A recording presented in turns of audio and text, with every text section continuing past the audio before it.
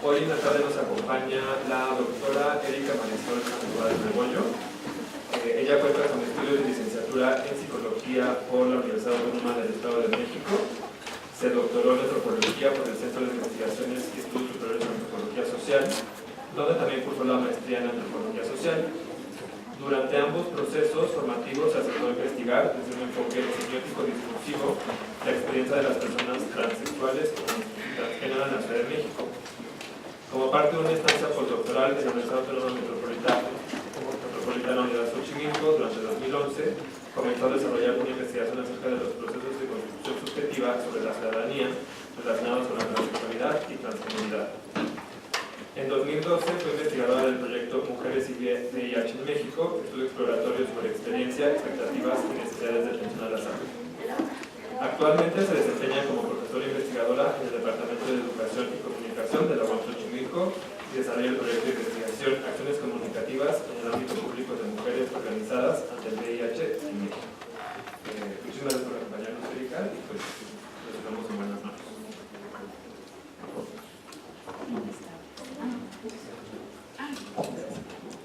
Buenas tardes, pues al contrario, gracias por la invitación al comité organizador de la edición de esta jornada, cuyo eje fundamental, entiendo, tiene que ver con el género, y uno de los problemas fundamentales que se han planteado en los últimos años, que tiene que ver con la igualdad y con la equidad, ¿no? En el marco epistemológico que esta jornada hace alusión, justamente el tema del que yo les vengo a hablar el día de hoy, pues ha sido tocado paulatinamente, ¿no? Dijéramos que ha sido uno de los temas cuya emergencia es muy reciente. Y aunque no vengo preparada para hablar justamente de eso, pero sí es de llamar la atención que desde los estudios de género, del feminismo, el tema de las transexualidades y de los transgenerismos sea un tema, dijéramos que complicado de abordar, ¿no? El día de hoy yo les vengo a hablar de algo en particular que tiene que ver justamente con la formulación o construcción de los derechos para estas personas, para las personas que se asumen como transexuales o transgénero. Y dada mi formación académica y mi experiencia en investigación, esta construcción o la mirada a esta construcción la llevo a cabo a partir de su construcción discursiva, entendiendo esta construcción discursiva no en estricto sentido Foucaultiano, sino más bien en una forma pragmática. Es decir, cómo es que los sujetos, los individuos, las personas, los grupos y las sociedades utilizan el lenguaje para construir ciertas realidades que en este caso que nos compete los llevaría a mejores situaciones de vida, ¿no? Es un poco esa la perspectiva teórico-metodológica que yo aplico a la hora de observar cómo es que las personas trans en México están luchando por conseguir mejores condiciones para vivir mejor. La forma en que yo hago esto tiene que ver con una larga trayectoria de trabajo de campo. Ustedes se darán cuenta en la presentación que yo rescato desde el 2006 prácticamente para acá, ¿no? Entonces, ese trabajo de campo está registrado en diferentes diarios, escritos y no escritos, ha sido discutido en diferentes foros, y esa es una parte. La otra parte tiene que ver con un seguimiento de documentaciones diversas que hacen alusión a la trayectoria o a los procesos de reivindicación de los derechos de las personas trans en México. La otra fuente son entrevistas o conversaciones con personas trans que han estado de cerca de estos procesos de reivindicación. Y hay una parte que pues dada las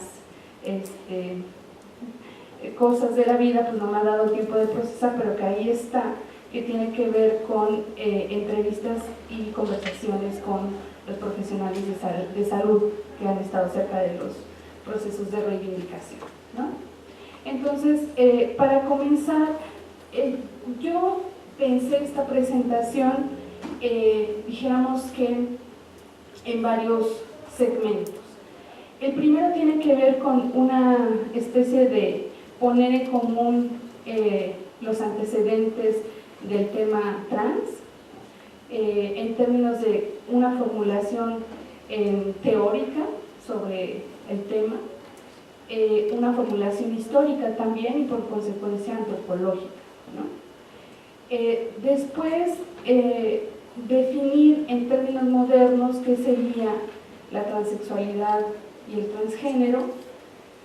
Después, pensar un poco el asunto de a qué nos llevan las experiencias de las personas trans en términos de el sistema de sexo-género, ¿no? ¿A qué nos llevan? ¿A qué reflexiones nos llevan?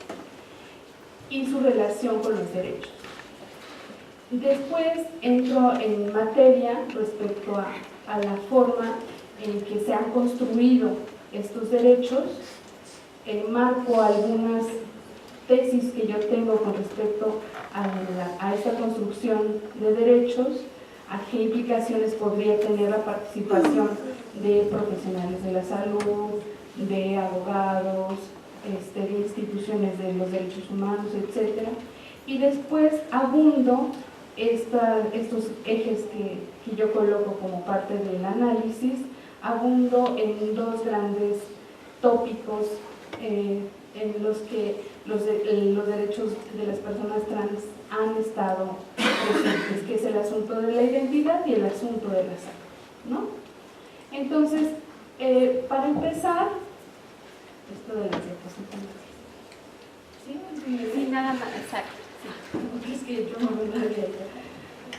Bueno, para empezar, es muy importante comentarles que la disidencia de cierto sistema de género, de cierto sistema de sexo-género, han existido desde hace mucho tiempo atrás, ¿no? La forma en que esta disidencia se expresa o se ha expresado tiene diferentes formas y diferentes connotaciones también. Generalmente se muestra a través de la ropa, pero también se muestra, y de manera decidida en algunas sociedades, con asumir ciertas funciones sociales. Entonces, históricamente observamos a personas que, habiendo nacido con estructuras anatómicas específicas que nos harían referencia desde el modelo moderno occidental a cierto sexo, estas personas toman un rol o papel mediante la vestimenta y mediante ciertas acciones específicas, el rol opuesto. Y históricamente esto ha tenido connotaciones distintas. En algunos casos esta connotación es mística, se ha asociado en algunas culturas esta condición a un acercamiento a lo sagrado y a ciertas cualidades que tienen que ver con ello. Por ejemplo, se les asocia la curación, etc. Bueno, en otras sociedades esta connotación puede ser más bien erótica, en donde se adjudica una cierta función más asociada a los placeres que a alguna otra, ¿no? Entonces las personas que asumen un rol distinto a ese sexo que occidentalmente nos dice que en realidad debería de ser, si se nace con un sexo masculino, tendría que desarrollarse social y psicológicamente con un género masculino. Y entonces es esta connotación, la del placer, que en algunas culturas vemos, por ejemplo, en los hijras de la India, ¿no? Donde justamente esta incursión en actividades y roles, vestimentas y demás que no están asociados a su sexo de nacimiento, se coloca en el campo del lo erótico, por ejemplo. Pero también tenemos otras connotaciones que tienen que ver más con la función estrictamente social. Y yo ahí, por ejemplo, identificaría los mushes de acá de Juchitán, Oaxaca, en donde precisamente estas personas lo que hacen es ocupar funciones estrictamente femeninas, que es la alimentación, el cuidado, las labores de la casa, etc., ¿no? Y bueno, también tenemos una historia negra en todo esto, ¿no? Porque hay algunas sociedades que rechazan completamente esta posibilidad y deciden castigar mediante la privación de la libertad o mediante castigo corporal, incluyendo el asesinato, ¿no? Entonces, el asunto de el fenómeno, dijéramos, como hecho, el hecho de que existan personas que asuman papeles, roles, actividades, comportamientos, como le querramos decir, que no son a nuestra vista propios de su sexo de nacimiento, han existido, sí. La formulación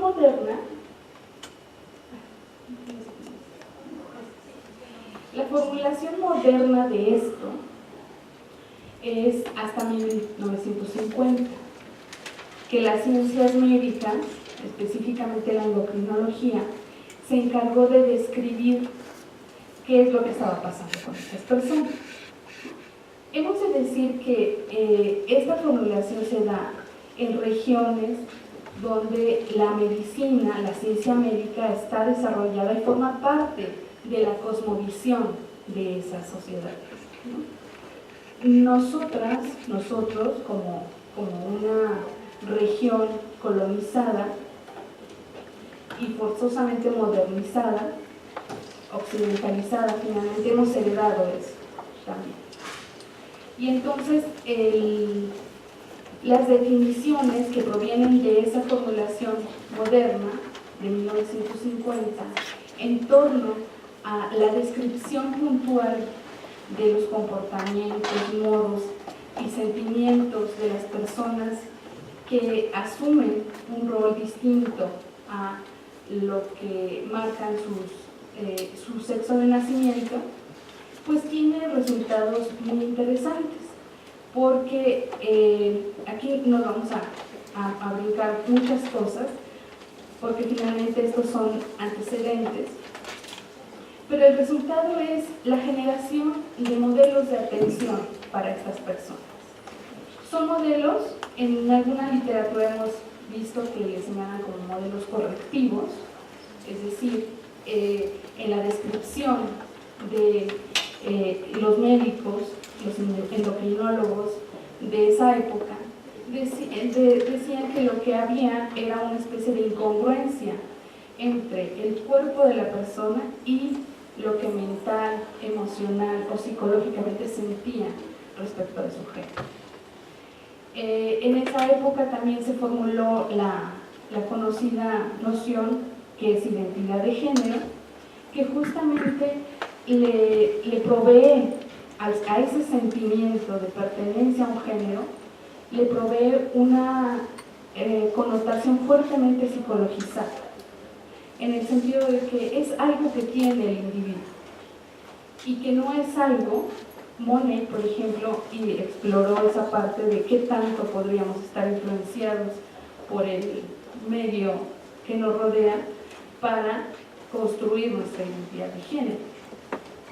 Y justamente las investigaciones y formas de interpretación a partir de las observaciones que ellos hicieron uno de los resultados es decir, no, esto que sentimos los seres humanos, porque además se genera eso, que es ser mujer o ser hombre, que se traduce en esta noción abstracta que es la identidad de género, no se puede modificar. Entonces lo que hay que modificar es el cuerpo, para tratar de alcanzar esta congruencia que se requiere para vivir de manera más o menos adecuada. Porque una de las cosas que, por ejemplo, los psicoanalistas de ese tiempo señalaban con gran vehemencia era el enorme sufrimiento que implicaba para las personas vivir así, vivir con un cuerpo que no correspondía a la identidad de género. Entonces, si ustedes se dan cuenta, hay toda una construcción de saber alrededor de esta experiencia que tenemos registrada ya desde mucho tiempo atrás, pero que es una construcción distinta. En la modernidad, en Occidente y en las sociedades occidentalizadas ya se dio de manera distinta. Ya no estaba asociado a lo místico, ya no estaba asociado al placer. De hecho, la identidad de género como concepto rechaza completamente que nuestros deseos y prácticas eróticas estén vinculadas con deseo, ¿no? Entonces hay una ruptura muy interesante en términos epistémicos a nivel de la modernidad, que tiene que ver con una forma de abstraer esta cuestión de ser mujer y de ser hombre a una cuestión psicologizada, ¿no? Finalmente se limita, desde mi punto de vista, este sentimiento, esta forma de sentirnos solamente le corresponde al individuo. Y va muy bien además pues con todo el proyecto modernizador, cuyo eje fundamental es la construcción de la individualidad. Entonces es un concepto, dijéramos, hijo de su tiempo, en el sentido de que necesitábamos saber que la única responsabilidad de la identidad era el individuo mismo. Y que las instituciones, la organización social, lo único que hacía era vigilarla, cuidarla, etcétera, ¿no? Que es ahí cuando comienza todo el proyecto de la interacción de Estado-individuo. Bueno, el siguiente concepto muy importante en todo esto es el de transgénero. Esta noción tiene unos orígenes completamente distintos. En la región latinoamericana y en México en particular, se utiliza fundamentalmente para hacer alusión a las personas que no se hacen transformaciones corporales y específicamente que no se hacen, que no realizan una cirugía de resignación sexual. Sin embargo, el antecedente de 1980 en realidad hace alusión a una postura política, a una crítica a lo que anteriormente hablábamos. Es decir, a todo este aparato de interpretación de una experiencia mediante la medicina, que lo que hacía era corregir para caer en el sistema de género, una vez más congruentes, ¿no? Entonces, en los 80, lo que había surgido en Estados Unidos, entre los grupos activistas trans, era una respuesta confrontativa de todo ese aparato de interpretación. Y entonces dijeron, no hay que acceder a eso. ¿Podemos vivir siendo mujeres sin operarnos? Dijeron que sí. ¿Podemos ser hombres sin operarnos? Sí. ¿Podemos representar la masculinidad sin tomar testosterona? Sí, dijeron que sí, ¿no? Pero obviamente no es la única forma en que se entiende el transgénero. Tiene muchísimas connotaciones. La que ha prevalecido, repito, en América Latina y en México es esa. Sencillamente se utiliza para señalar a aquellas personas, para distinguirlas, a aquellas personas que no se han realizado modificaciones corporales, dijéramos, como de una gran envergadura, ¿no? Que es el caso de las cirugías de reasignación sexual. Y algunas de estas personas pueden tener una postura política frente a la formulación médica de lo trans o no. Eso es como casi independiente. En los últimos años, lo que se ha venido utilizando mucho más es el prefijo trans, que es, desde mi punto de vista, uno de los fenómenos lingüísticos muy recientes que tiene que ver como una especie de inclusión de todas estas experiencias, porque ahorita ustedes ya se estarán imaginando toda la serie de posibilidades que puede haber de el sentimiento de ser mujer y de ser hombre, el proceso de transformación corporal, ¿no? Y además tenemos la interacción que puede tener con los deseos y las prácticas eróticas. Entonces hay una diversidad de este tránsito que llevan a cabo las personas que deciden vivir un género distinto al que culturalmente nos marcaría su sexo de nacimiento, y entonces la forma en que se expresa no tiene que ver exclusivamente con su individualidad, sino con un conjunto de interpretaciones que hay a su disposición también en nuestro mundo para vivir esa experiencia. La forma en que muchos activistas han decidido asumir todas estas experiencias es mediante el prefijo trans.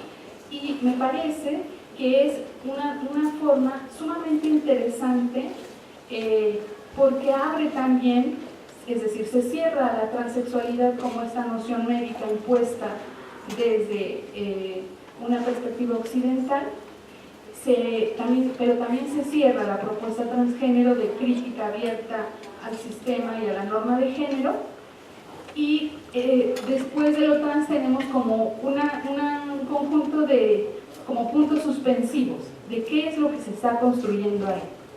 Y una de las grandes respuestas está en la reivindicación de los derechos, ¿no? Lo vamos a ver un poco más adelante. La siguiente, por favor. Bueno, avanzando un poco en un sentido cronológico y pensando en lo trans no solamente como una noción que está ahí para ser entendida, sino que comprendamos que lo trans es algo que se construye desde diferentes referentes, ¿no? Y entonces tenemos que lo trans hasta 1990 fue de interés para los estudios de género y para el feminismo. Llegó la reflexión, yo diría que a su punto más alto, a su reflexión constructivista de la identidad de género, porque justamente Simone de Beauvoir, con su clásica frase de que no llegamos a ser mujeres, sino de que llegamos a ser mujeres, no nacemos como tal, la plataforma epistemológica que está ahí daba cuenta de lo forzado que estaba el concepto de mujer, de lo forzado que estaba ese concepto junto con lo biológico. Es decir, la definición de mujer contenía lo biológico. Esa es una de las críticas más importantes de los últimos tiempos en el feminismo y ha tenido consecuencias diversas.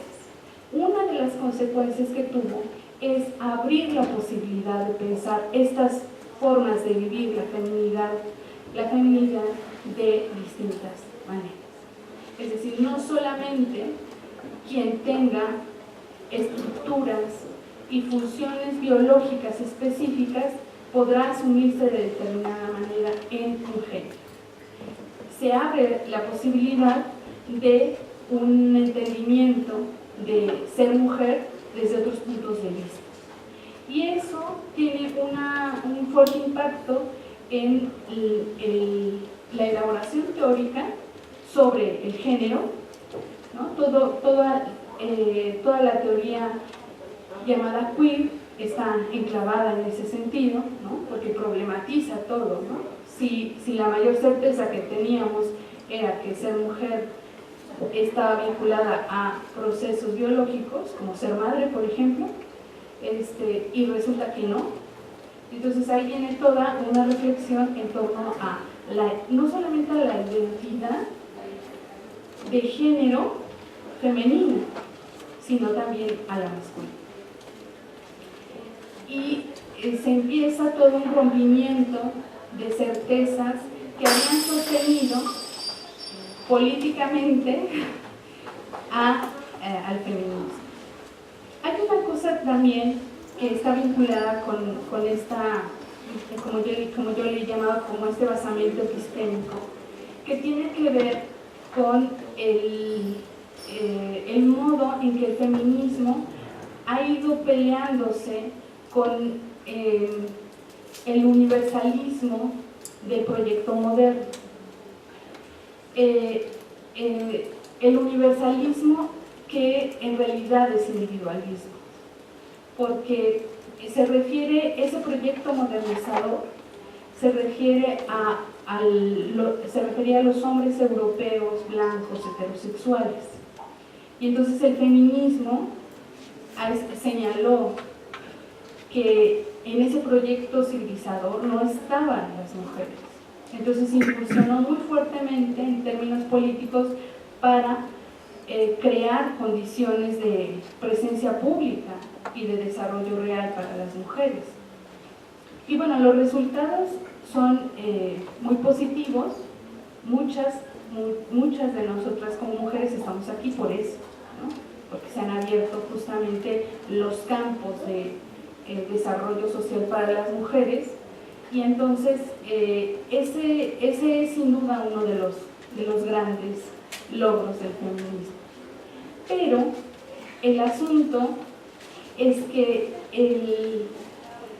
el feminismo se dio cuenta que a la hora de reivindicar su lucha por las mujeres, estaba pensando también en una categoría que contenía a todas las mujeres, que es la gran crítica que hace Judith Butler al feminismo. El sujeto del feminismo también era un sujeto monolítico, era un sujeto que estaba pensando desde ciertas condiciones, estaba pensado desde las mujeres heterosexuales, desde las mujeres que querían ser madres, desde las mujeres de clase alta, etc. Y entonces ahí viene otro rompimiento en la forma en que el feminismo está conceptualizando a las mujeres, ¿no? Es un rompimiento que no está del todo resuelto, pero que en el tema que nos compete, pues tuvo sus efectos, porque definitivamente pone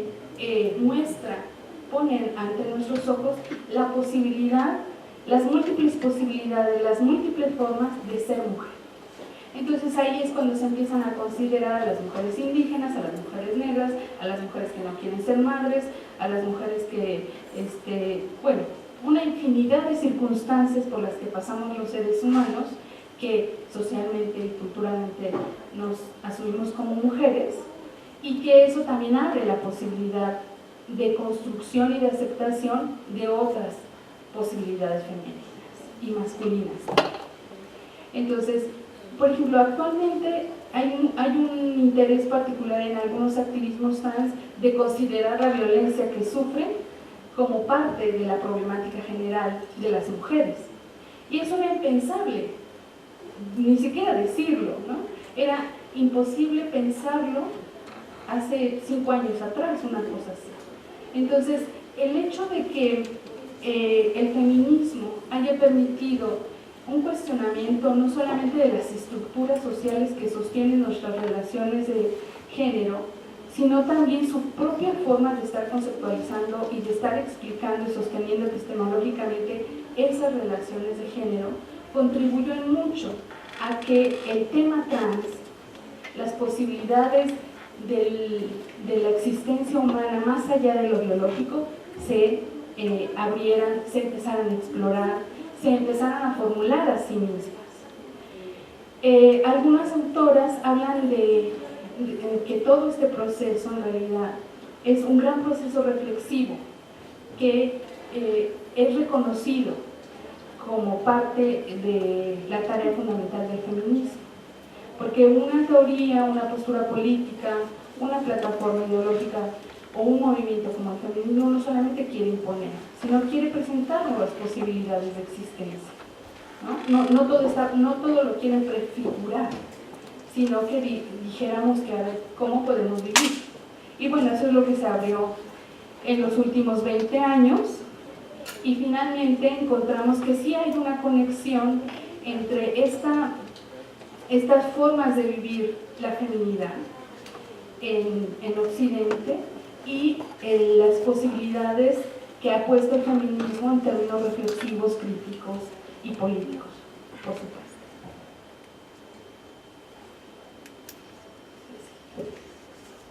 Bueno, entonces, ¿qué tenemos además de todos estos antecedentes? Bueno, tenemos una presencia pública, los autores que estudian al respecto, los estudiosos y estudiosas, hablan de que en realidad en América Latina la incursión, emergencia e irrupción de los activismos trans en América Latina se dieron apenas hace 10 años. Y no quiere decir que antes no haya habido ciertas iniciativas y ciertas formas de posicionarse frente a algunos de los fenómenos que les atañían, no significa eso. Pero estamos hablando justamente de una presencia pública, es decir, de construir posibilidades de transformación social. Y eso implica que estén en el ámbito público, que tengan posturas políticas y que formulen formas de vivir. Y eso sí se registra más claramente 10 años atrás. En México tenemos que efectivamente estamos como en ese tiempo. Registramos históricamente que hace como 15 años existían dos grupos sumamente importantes, que es EON, Inteligencia Transgenérica, y TVMex, que son los grupos más representativos de ese tiempo, que sostuvieron procesos interesantes me parece que en dos sentidos: en el sentido educativo y en el sentido de acompañamiento de personas que querían vivir su vida cotidiana como mujeres y como hombres. Y aquí lo importante que me parece de resaltar es que estos activismos se unen, se añaden, forman parte reclaman su lugar, de una serie de luchas que se venían dando sobre la equidad de género, sobre la no violencia de género y sobre el respeto a la diversidad sexual. Porque aunque los movimientos trans de algún modo estaban incluidos en este gran conjunto que es la diversidad sexual, no habían estado tan visibilizados como en los últimos años. Y eso es resultado, pues obviamente, de pugnas internas al interior del movimiento de la diversidad sexual y un gran esfuerzo porque las personas trans no se dejaran invisibilizar frente a las necesidades de otros colectivos.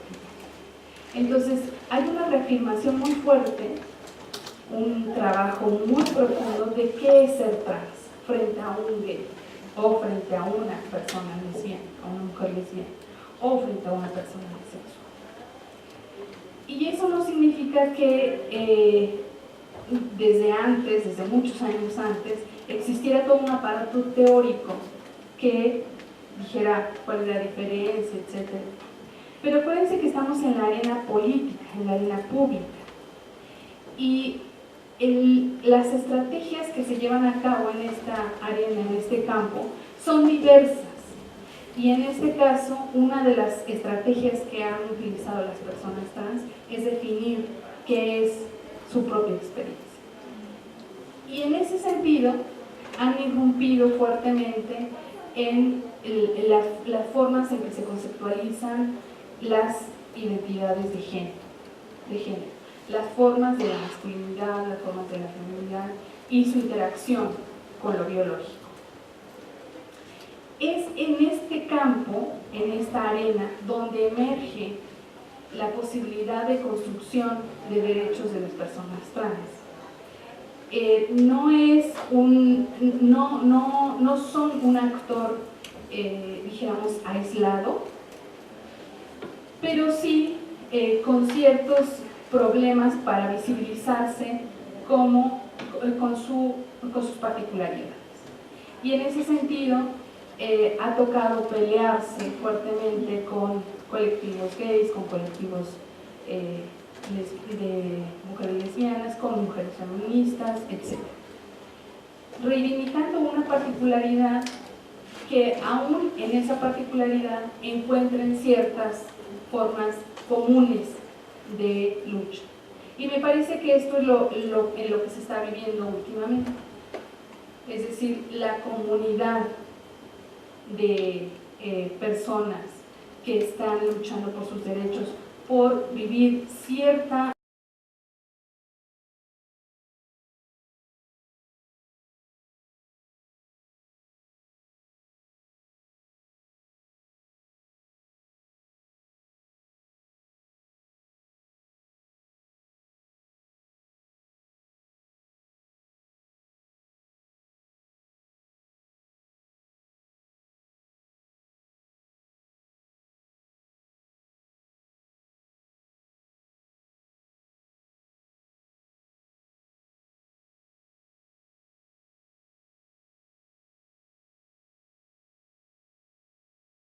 de construcción que van más allá de las voluntades individuales, ¿no? Porque la propuesta es pensar los derechos humanos, pensar los derechos y la lucha de los derechos humanos de las personas trans desde un enfoque sistémico, desde un enfoque más bien estructural, donde hay muchas cosas predeterminadas y que los individuos hacen muchas cosas para luchar no solamente contra una supuesta estructura de opresión, sino frente a muchas estructuras de poder, ¿no? Bueno, yo traje esta imagen, esa no, porque justamente el tema aquí es que la certeza que nos muestran las personas trans al asumirse como mujeres y al asumirse como varones, es una certeza que se topa de frente con otra certeza, ¿no? Con la certeza histórica de que habemos hombres y mujeres solo por nuestra biología. Y esa certeza, la segunda, es la que sostiene prácticamente toda la norma de género, porque de ahí se deriva la reproducción o la función reproductiva de los individuos en una sociedad, la formación de la familia, el sistema económico, etc. Entonces, no es casual que las experiencias trans, las certezas trans de la feminidad y la masculinidad se topen con muros muy grandes a la hora de plantear los derechos, porque en realidad están cuestionando una norma de género y que históricamente ha conformado un sistema social, un sistema económico, y también nos ha conformado subjetivamente. Entonces, el hecho de que un hombre trans no tenga las estructuras que históricamente, las estructuras anatómicas, las funciones biológicas que históricamente asumimos que debería de tener un hombre, es sumamente complejo de asumirlo para una organización social que se ha fundamentado en eso. Es decir, ese hombre, ¿cómo va a ser padre? Si nosotros asumimos que el parentesco es fundamentalmente por sangre, porque podríamos decir, pero puede adoptar. Bueno, podría, pero el parentesco es fundamentalmente de sangre, ¿no? Entonces, la conformación social y cultural de las personas trans es complicada no por sí mismas, sino porque ponen en tela de juicio esa norma de género, porque ponen en cuestionamiento esa otra certeza que más bien nos deja en la incertidumbre. Y además, si a eso le añadimos la cuestión de que el cuerpo no es solamente el cuerpo que mostramos, el cuerpo que nos modificamos, que además nos modificamos todos, pero bueno, el cuerpo que modificamos, hablando de las personas trans, sino el cuerpo que utilizamos para obtener placer y el cuerpo que desea. Entonces, ahí viene otro rompimiento tremendo con respecto a las certezas de la norma de género. Porque la norma de género, o lo que llama Guillermo Núñez la trilogía del poder o del prestigio, que es que tenemos estructuras anatómicas y fisiológicas que nos hacen ser hombres y mujeres, nos asumimos como hombres y como mujeres, y además somos heterosexuales. Esa es la trilogía de poder o de prestigio que le llama Guillermo Núñez.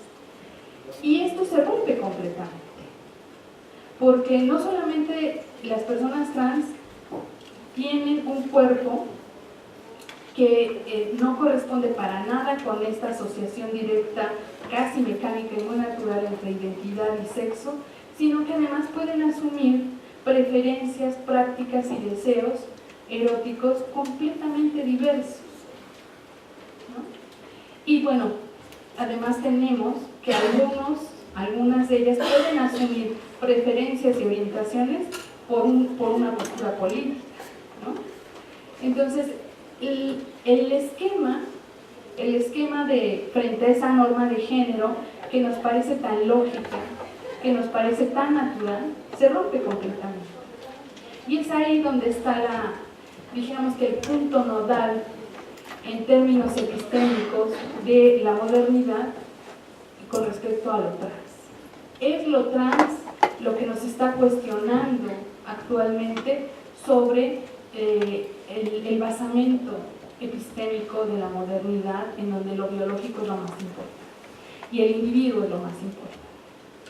Lo trans muestra la construcción que podemos hacer, muestra el poder constructivo que tiene el sujeto para construirse, evidencia las estructuras y mecanismos que culturalmente hay para ser hombres y para ser mujeres, y pone en duda esa norma de género en su punto más básico, que es la asociación entre sexo e identidad. Bueno, y entonces la pregunta que nos haríamos después de ver que lo trans no es solamente una experiencia individual, no solamente es una experiencia que atañe a las personas porque tienen un sentimiento y una forma de asumirse, sino que está atado a un montón de estructuras y formas culturales. Nos preguntamos, ¿y entonces cómo se formulan los derechos para ellos, para ellas? ¿Cómo es que asumiríamos que estas personas tienen, más bien, yo cambiaría ahorita mismo la pregunta, no tienen los derechos que supuestamente deberían de tener, ¿no? Y ahí viene una de mis segundas afirmaciones, que tiene que ver con que las personas trans también están incursionando en una nueva forma de construir los derechos humanos. Porque sin duda que también los derechos humanos están de alguna manera implicados en una especie de esencialismo de la identidad para asignar o para reconocer esos derechos. En lo humano como también hace rato les decía, en la categoría humano se supone que cabemos todos y que la formulación que se hicieron de los derechos humanos cabían todos. El feminismo develó que no era cierto, que en realidad era un universalismo disfrazado de individualismo, de particularismo, y entonces que pues habría que pensar en las particularidades de los individuos, ¿no? Y entonces asignar y reconocer los derechos que cada uno de estos individuos tiene, o cada uno de estos colectivos individuales tiene. La forma en que los derechos humanos han reconocido esto es pues paulatinamente, sobre todo porque los derechos humanos son reconocidos en cierto territorio y bajo cierto sistema político. Es decir, aunque los derechos son de todos, estamos sometidos a un sistema político específico, a un sistema jurídico específico. Y entonces, aunque yo quiera libertad, pero si en mi país no me puedo quitar el velo, no se quita, ¿no? Porque hay ciertas restricciones al respecto, y algunas bastante graves. Entonces, el hecho de que lo trans, las experiencias trans, la forma de asumirse como trans en nuestras regiones, conlleva una forma de resaltar una particularidad de manera distinta, una particularidad social, cultural, de manera distinta que, por ejemplo, lo hicieron las mujeres. Entonces, el reconocimiento de sus derechos ha implicado también una reflexión y un debate, un cuestionamiento sobre por qué vamos a asignar derechos a personas que han modificado su cuerpo, que se viven de una manera distinta y que además nos cuestionan a todo el mundo, ¿no? Porque finalmente nos dejan sin nuestra certeza histórica de que la identidad y el sexo nos dará la seguridad de vivir felices para siempre, y que además es posible llevar a cabo este proyecto civilizatorio así, como venía diciendo, ¿no? Reproduciéndonos, haciendo familia, etc. Y este cuestionamiento no todos lo aceptan, para muchos no es aceptable, porque el hecho de que lo trans se constituya en una forma legítima de vivir, que es finalmente lo que yo creo que sería el resultado de que tengan todo el derecho de vivir, es decir, que ellos y ellas sientan que es una forma legítima y buena de vivir, pues, contribuye a que pensemos los derechos en general. Y esos derechos estamos acostumbrados a que sean otorgados por el Estado, a que sean reconocidos por cierta sociedad, y aquí en el reconocimiento estatal y en el reconocimiento de la sociedad, algunos autores hablan de la necesidad de consensos, y ahí es donde la reflexión trans entra muy fuertemente, porque justamente los consensos llevan su tiempo. Estos 10 años de los que yo les hablaba anteriormente no han sido miel sobre hojuelas. Se han obtenido cosas, se han hecho muchas cosas, hay mayor visibilización, mayor presencia pública de las personas trans, sin duda, pero el consenso está llevando su tiempo, justamente por lo que yo les decía anteriormente. Y en esta construcción de consensos, justamente es donde creo que entran concepciones sobre lo que es ser mujer y ser hombre, que en nuestra cultura occidental es casi, si no se es ninguna de las dos cosas, como dijera Butler, casi no eres humano. O sea, te tienes que inscribir en alguno de estas dos categorías del sistema binario.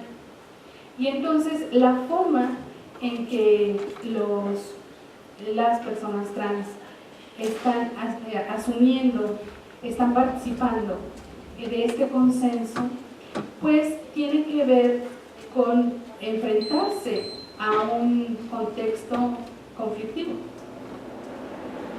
Porque no solamente, como yo alguna vez lo dije, no solamente el campo de la sexualidad y el género es un campo en pugna, en lucha, sino también el campo de los derechos. Y específicamente el campo que tiene, los derechos que tienen que ver con la sexualidad y el género. Precisamente por esto que les decía anteriormente, porque la naturaleza humana, nuestro carácter humano, está muy predeterminado por el género. Y entonces, la individualidad de la que habla el feminismo tiene que ver con eso. Es decir, si nosotros decimos vamos a hacer derechos para todos, pero no distinguimos lo que a nuestros ojos es muy claro, que habemos hombres y mujeres y que seguramente habrá necesidades distintas para cada uno de estos grupos, que también hay personas indígenas, que también hay personas afrodescendientes, etc. Entonces se pierde la particularidad del ejercicio de los derechos. La forma en que han participado en México las personas trans en este campo en pugna ha sido sumamente interesante porque han propuesto definiciones, han hecho alianzas, han contribuido a debates acerca de lo que es ser mujer, ser hombre, ser trans, etc.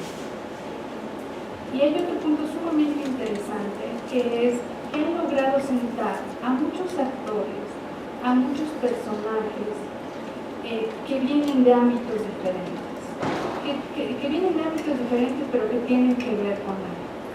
Estoy hablando específicamente de políticos, de profesionales de la salud, de abogados y de otros académicos. Entonces, esa conversación, que no es una conversación que no ha sido una conversación en muchos casos amigable, dijéramos relajada, sino todo lo contrario, eso lo han construido las personas trans. Y el resultado de ello, en términos de meta, puede verse en algunas iniciativas de reforma de leyes, puede verse en algunas modificaciones de reglamentos, en algunas políticas públicas, etc. Pero, indudablemente que quienes hemos observado el proceso desde el 2006 hasta esta fecha, la relación que han establecido las personas trans con estos otros actores sociales es distinta. Solamente voy a hablar de una sumamente importante, que tiene que ver con los profesionales de la salud. En el 2006 observamos que la presencia de sexólogos, médicos, psicólogos y psiquiatras era fundamental para trabajar una ley o una iniciativa de ley que protegiera y que asegurara el reconocimiento legal de su identidad.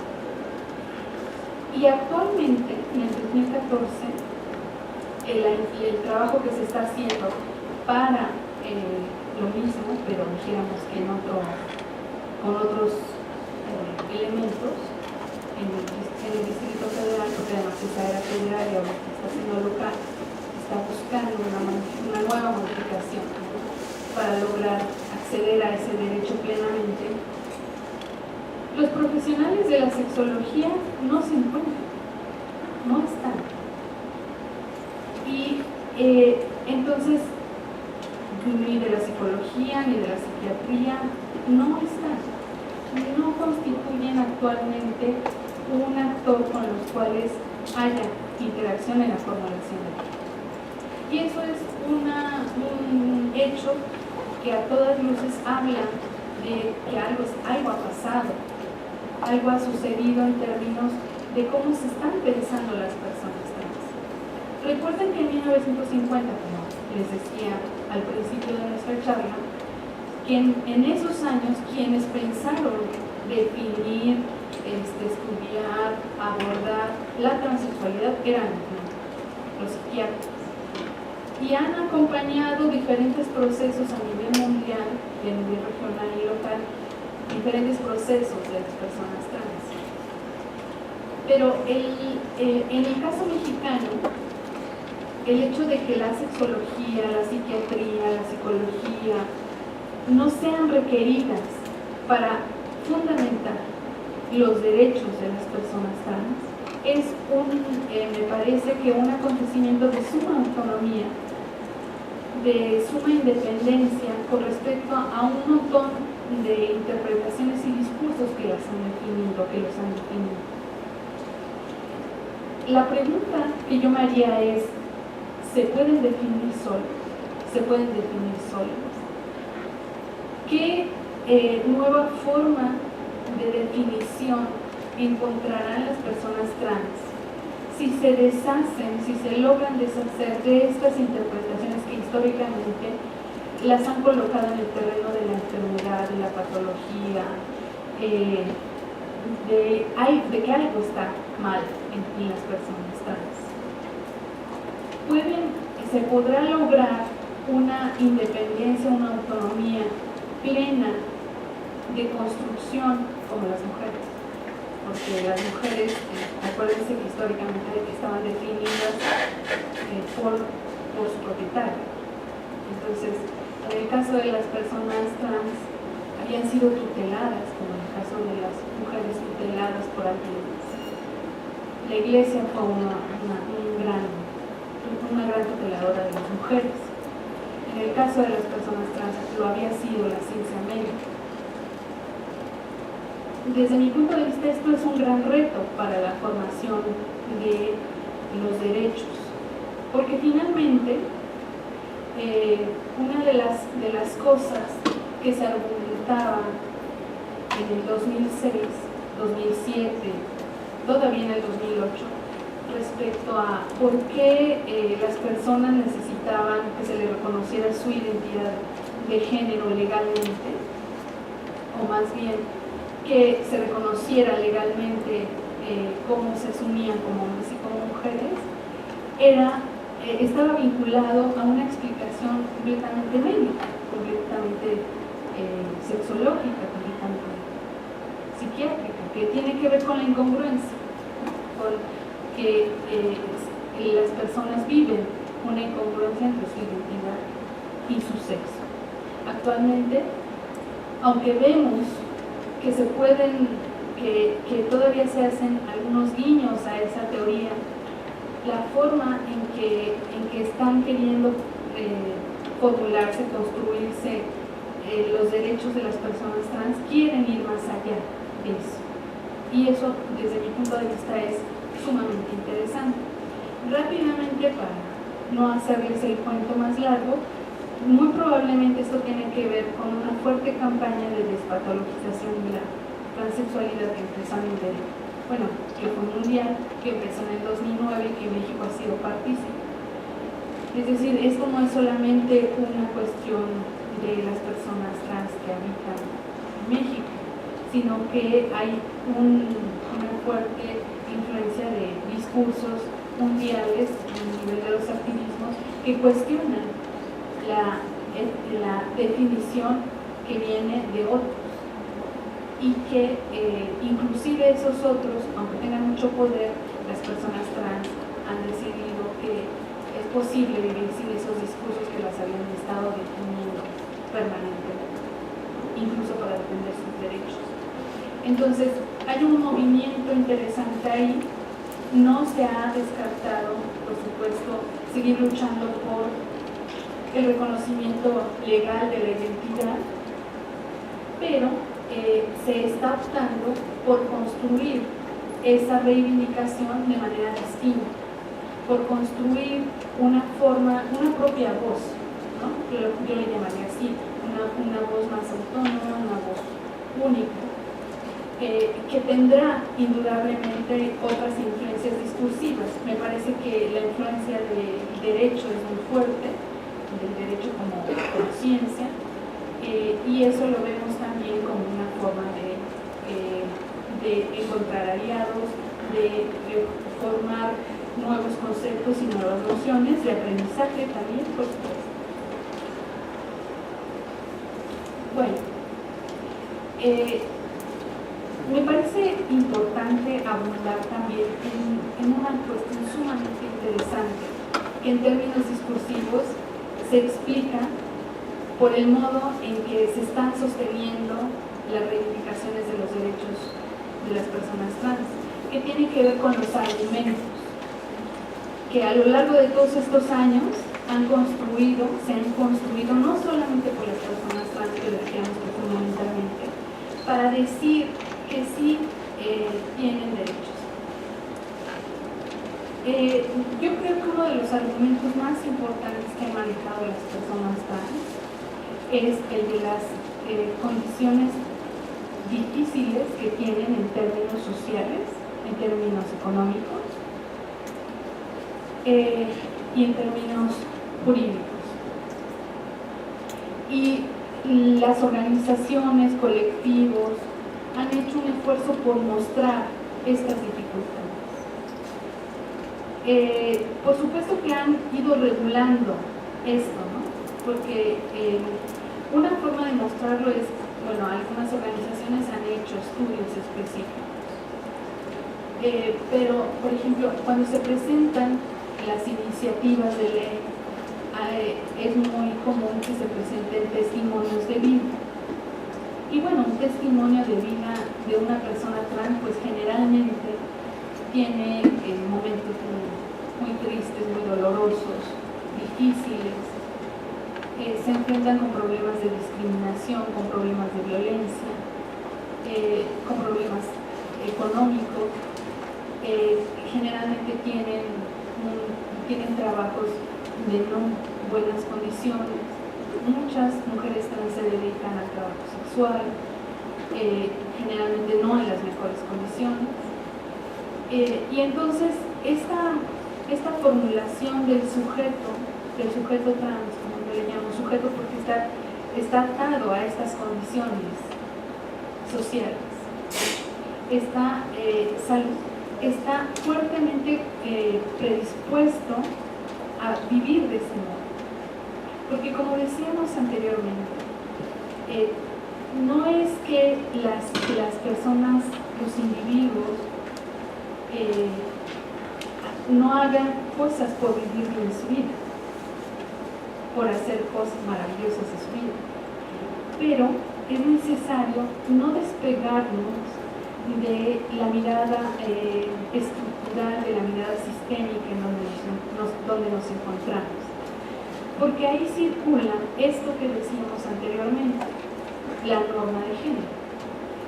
Y entonces el nombre que le da Guillermo Núñez a esta asociación entre sexo, preferencia sexual e identidad no es casual. Es decir,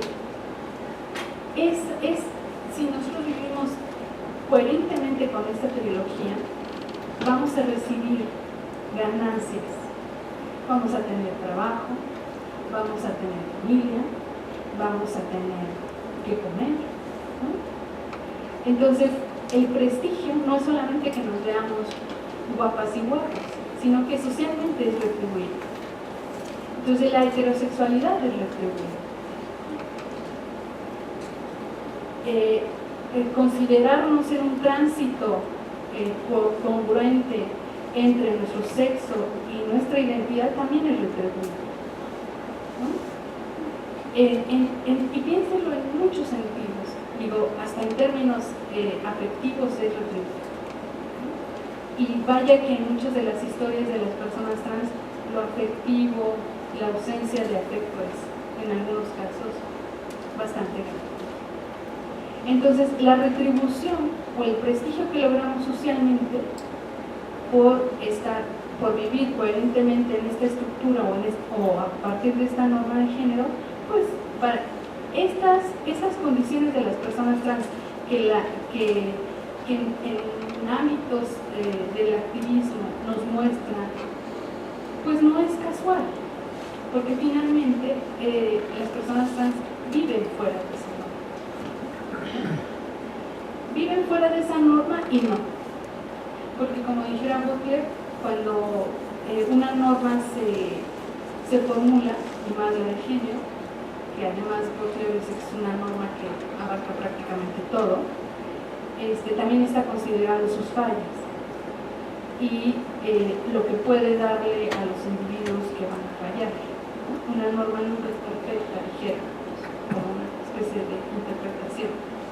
Entonces, el hecho de que las personas trans tengan estas condiciones de vida, de suma violencia, de mucha discriminación, de que no encuentran trabajo, de que no pueden formar un grupo social al cual referirse en términos afectivos, llamémosle ahorita familia, pero pueden ponerle cualquier nombre, un grupo, puede ser de 2, 3, 4, los que sean, pero construir un grupo de referencia que sea de confianza, que sea afectivo, que sea de seguridad para las personas trans, eso es muy difícil de lograr para ellas. Y ese es uno de los argumentos más importantes que han presentado las personas trans para decir merecemos derechos. Merecemos que nos reconozcan nuestros derechos en términos de, fundamentalmente en términos de que el Estado reconozca quién soy legalmente, y eso se traduce en que pongas en mis documentos con qué nombre deseo vivir, con qué nombre deseo y con qué sexo deseo que me reconozca. También en términos de salud, es decir, las personas trans tienen necesidades específicas y generales por sus condiciones particulares y han demandado que el Estado les reconozca.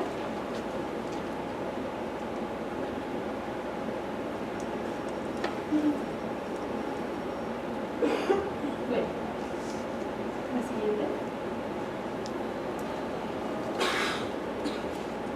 Y han peleado porque el Estado reconozca ese derecho. Una de las cosas que yo he observado como parte de esta reivindicación de derechos de las personas trans es una definición de sí mismos. Y no solamente como un argumento, es decir, como una causa para decir efectivamente sí necesitamos que el Estado reconozca que tenemos derechos, sino que como una forma de mostrarse y presentarse frente al mundo. Y estamos hablando de una definición del yo, pero no es un yo individual. Evidentemente estamos hablando de una categoría que abstrae el sujeto trans. Y ese sujeto se está construyendo como un sujeto de derechos, ese yo. La distancia entre las condiciones que se presentan como argumentos para decirle al Estado si necesitamos derechos y demás, y cómo se están construyendo las personas trans me parece sumamente interesante. Es decir, no se quedan en una definición de sí mismas como víctimas, sino como personas, como sujetos que merecen tener estos derechos, porque tienen proyectos personales, porque pueden contribuir al proyecto de nación, etc. Bueno, y lo que les decía hacer, hay dos derechos básicamente por los que se ha trabajado, que es el derecho a la identidad y el derecho a la salud. En el caso del derecho a la identidad, solamente me gustaría resaltar que es un derecho que se ha trabajado fundamentalmente desde el marco jurídico. Casi se ha dejado al lenguaje especializado del derecho que defina eso en las iniciativas de leyes y demás, pero lo han explicado muchísimo las personas trans y esto que vemos en la fotografía de la diapositiva lo muestra muy claramente. Es decir, hay una imagen que no corresponde a lo que oficialmente se reconoce como una mujer, ¿no? Que es como se vive esta persona trans. Y entonces las personas trans están trabajando muy fuertemente, sobre todo en el Distrito Federal, pero cada vez más en otros estados, para que las legislaciones logren algún reconocimiento, algún avance en sus proyectos para que se reconozcan las identidades de las personas. La siguiente, por favor. Bueno, esta es una frase que a mí me parece muy importante, que la dijo Angie Rueda cuando era funcionaria en el CONAPRED, que dice: quienes se identifican con el género contrario a su sexo de nacimiento, que viven y expresan el género el que desean vivir adoptando comportamientos y cambios corporales, no existen para la ley como ciudadanos, como ciudadanas y ciudadanos. Sus papeles de identificación no reflejan su identidad de expresión de género, lo que les impide acceder a servicios educativos o de salud y a un empleo de acuerdo con sus capacidades y habilidades, y por supuesto son vulnerables en la calle, en su familia, en su escuela, en su trabajo. ¿Esto qué quiere decir?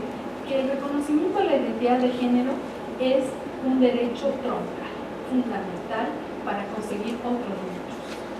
Por eso el gran esfuerzo que están haciendo las personas trans para trabajar. ¿Sí? La siguiente. La siguiente. Bueno, hay una cosa aquí que no voy a leer la cita, pero que no me puedo ir sin mencionar, que tiene que ver con pues sí, la paradoja que implica la obtención de este derecho, que es la inscripción finalmente a un sistema de género que solamente reconoce dos sexos, y que las personas trans se inscriben en uno y en otro, representando lo que socialmente es más o menos adaptado.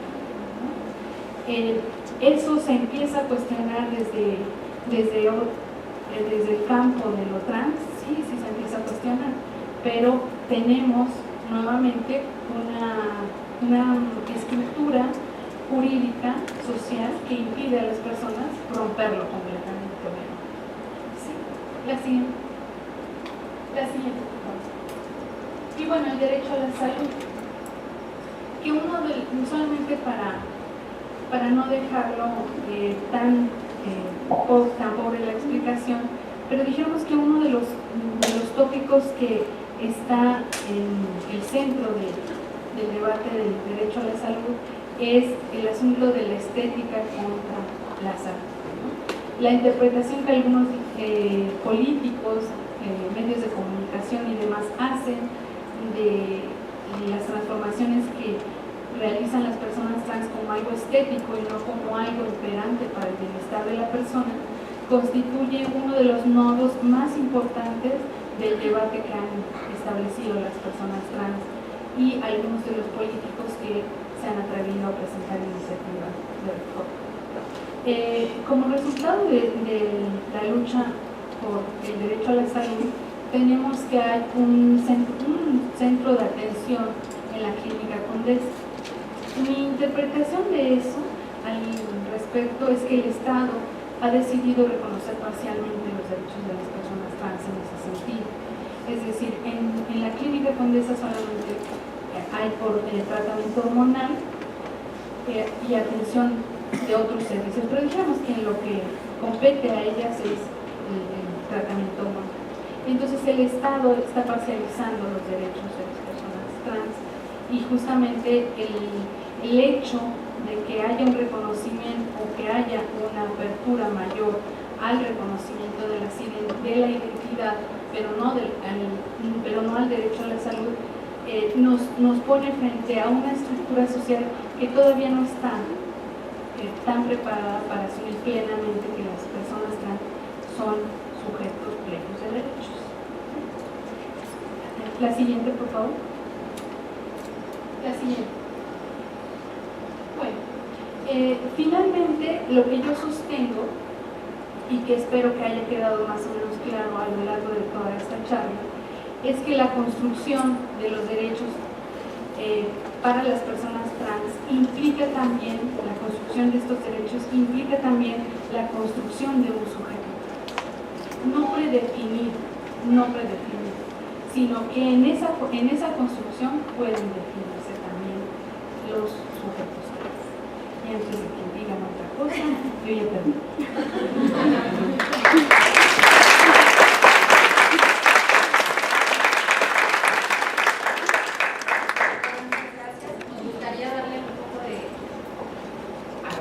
Espacio para preguntas y respuestas, pero desafortunadamente la gente que viene a presentar la obra de teatro, que es el evento a continuación, necesita un poco de tiempo para montar ciertas cosas, entonces vamos a tener que omitir las preguntas y respuestas, pero le agradecemos muchísimo su participación y le hacemos entrega de